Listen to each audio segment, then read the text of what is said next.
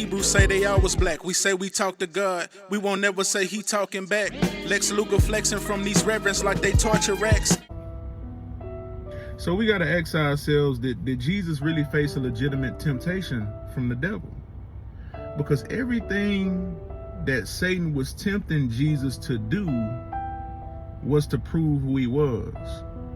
So you mean to tell me that after Jesus was tempted,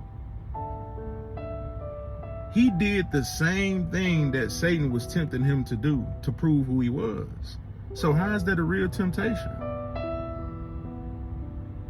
If the devil was tempting Jesus to perform miracles to prove who he was, why would Jesus come and do that exact same thing after his temptation if it was a real temptation?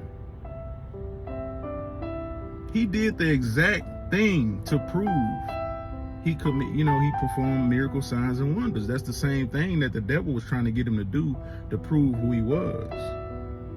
Okay, so I'm saying that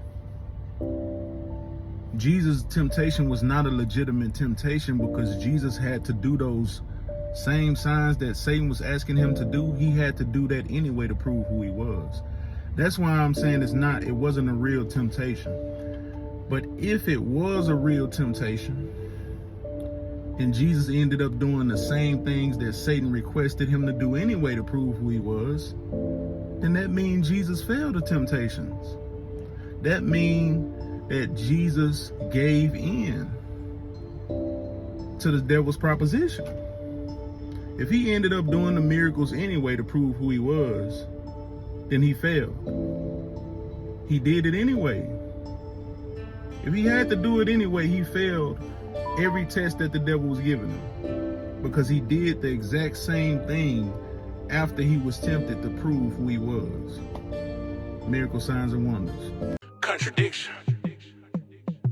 Contradiction. Contradiction. It ain't no contradiction, you just need to speak.